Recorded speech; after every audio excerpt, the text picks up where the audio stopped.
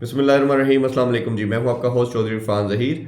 आज हम बात करेंगे जी first semifinal India versus Australia खेला गया दुबई में।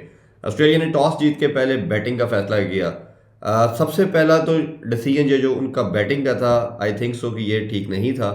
उसकी रीज़न ये है कि आप ओडीआई के अंदर या टी20 में अपनी स्ट्रेंथ पे खेलते हैं, और ऑस्ट्रेलिया की बड़ी एविडेंट था, बड़ा क्लियर था कि जब उनके मेन चार बॉलर उनके साथ नहीं आए थे स्क्वाड में, तो उनकी स्ट्रेंथ बॉलिंग नहीं बैटिंग थी। और जिस तरह उन्होंने लाहौर में गद्दाफी स्टेडियम में 351 चेस किया था अगेंस्ट इंग्लैंड, तो आपको बड़ा क्लैरिटी के साथ ये मालूम था कि ऑस्ट्रेलिया का अगर कोई चांस है इस मैच में तो वो चेस करते हुए है। बट उनके माइंडसेट, उनका ये अप्रोच था कि जी बड़ी गेम है, नॉकआउट का मैच है, हम पहले रन ऑन द बोर्ड करेंगे फिर उसको डिफेंड करेंगे। बट ऐसा इंटरनेशनल क्रिकेट में होता नहीं है। जिस तरह मैंने हैविंग सेड दैट, आप अपनी स्ट्रेंथ पे खेलते हैं, तो आपकी स्ट्रेंथ जो थी वो आपकी बैटिंग थी, तो आपको जो भी टोटल ऑन द बोर्ड होता उसको चेस के लिए जाता ऑस्ट्रेलिया, तो उनके चांसेस बहुत ज़्यादा होते। आज फ्रेश पिच पे मैच खेला गया। बॉल ज़रा ज़्यादा अच्छा बैट पे आ रहा था, ज़रा स्लो, जो हम बात कर रहे थे स्लो पेस के साथ आ रही है, स्लो है विकेट, वो ऐसा हरगिज़ नहीं था आज।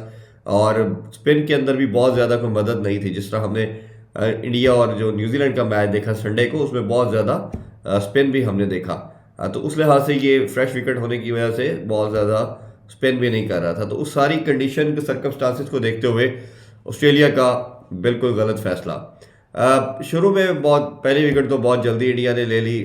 उसके बाद हम बात करें, ट्रेविस हेड पे बहुत बैंक कर रही थी ऑस्ट्रेलिया। उनको लगता था कि शायद ये कुछ ऐसा करेंगे। हमेशा इंडिया के खिलाफ बड़े मैच में वो रन करते हैं और सिंगल वन साइडेड अफेयर कर देते हैं। आज वो 39 पे आउट हो गए। जब तक वो खेल रहे थे तो टोटल एक पैनिक नज़र आया इंडियन जो टीम में। उसके बाद एक बड़ी अच्छी पार्टनरशिप लगी। खासतौर पे बात करें पहले इंग्लिश की और कैप्टन स्टीव स्मिथ की। इंग्लिश फिर आउट हो गए, उसके बाद फिर एक पार्टनरशिप अच्छी लगी कैरी के साथ। जो मैच का टर्निंग पॉइंट था, एक टाइम था कि ऑलमोस्ट 200 के करीब थे और 180 के करीब रन थे प्लस, और उनके 4 आउट थे।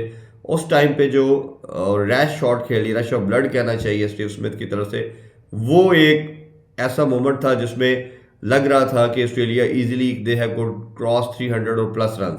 और इस विकेट पे अगर 300 या प्लस रन होते तो बहुत मुश्किल होता, चाहे जिस तरह की मर्जी बॉलिंग लाइन हो, इंडिया के लिए चेज करना, क्योंकि इतना इस विकेट पे फ्री फ्लोइंग किस्म की बैटिंग होती नहीं है। तो वो एक शॉट जो था वो बहुत मेरा ख्याल है कि टर्निंग मोमेंट था इस मैच का। फिर ओबियसली कैरी ने एक अच्छा कंटिन्यू किया टेल के साथ, बट उनका रन आउट होना भी बहुत क्रूशल था। और मैक्सवेल के बारे से भी ज़रूर बात करना चाहेंगे, उनको भी अपनी विकेट थ्रो नहीं करनी चाहिए थी।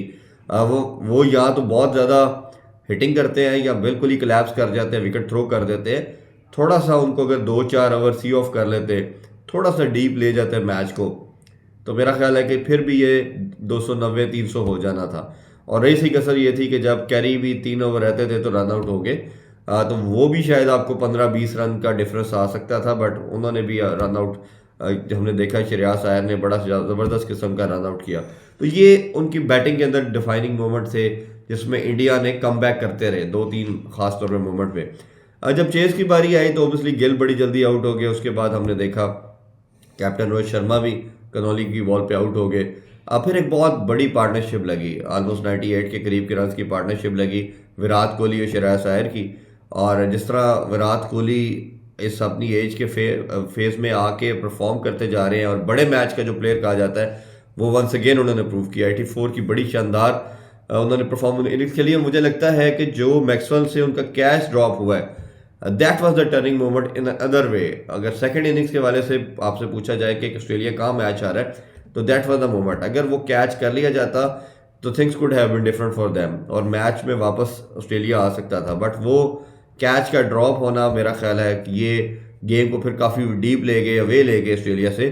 और आल दो कि उन्होंने बाद में अक्षर पटेल, कोहली को आउट भी किया, हार्दिक पांड्या तो खैर वो जब सिर्फ 6 रन रह गए थे आउट हुए, तो match was away from them, वो ख़त्म हो चुका था। तो ये 2 मोमेंट थी। जिस तरह मैंने पहले कहा कि स्टीव स्मिथ का रैश शॉट, उनके विकेट गिरना मैच के अंदर टर्निंग मोमेंट था।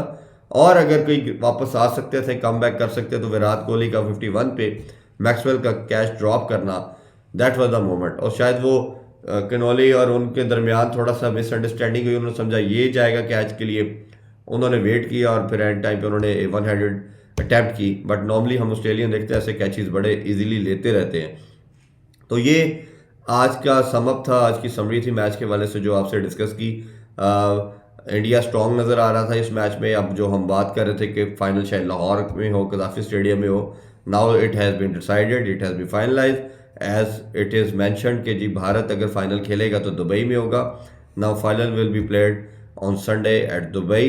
दूसरी अपोजिशन कौन सी होती है, ओपोनेंट कौन होती है, ये कल फैसला होगा New Zealand versus south Africa match में। वो ओबियसली कल लाहौर कदाफी स्टेडियम में खेला जाएगा। जो विक्ट्री हासिल करेगी वो भारत के साथ करेगी मुकाबला। और भारत की अगर बात करें तो तीसरा कंसेक्टिव चैंपियन ट्रॉफी का फाइनल है। 2013 में वो जीते, 2017 में पाकिस्तान के अगेंस्ट वो हारे, रनर अप रहे, और फिर दोबारा 2025 में ऑलमोस्ट 8 ईयर के बाद वो तीसरा फाइनल खेलने जा रहे हैं और बड़ी कंसिस्टेंट परफॉर्मेंस वो दे रहे हैं। अब देखते हैं कि कौन सी टीम उनके मुकाबले में आती है, और अभी तक अनबीटन चल रहे हैं। क्या फाइनल में कुछ दोबारा ऐसा कर पाएगी न्यूजीलैंड या साउथ अफ्रीका, जो भी टीम उनके ओपोनेंट आती है, या इस तरह ही वो इजीली वन साइडेड अफेयर करेंगे। इसमें हम कल जो टीम सेमीफाइनल जीतेगी उसके साथ फिर कंपैरिजन में डिस्कशन करेंगे। अभी आपसे इजाज़त चाहते हैं, अपना बहुत ख्याल रखिए। अल्लाह हाफिज़। पाकिस्तान जिंदाबाद।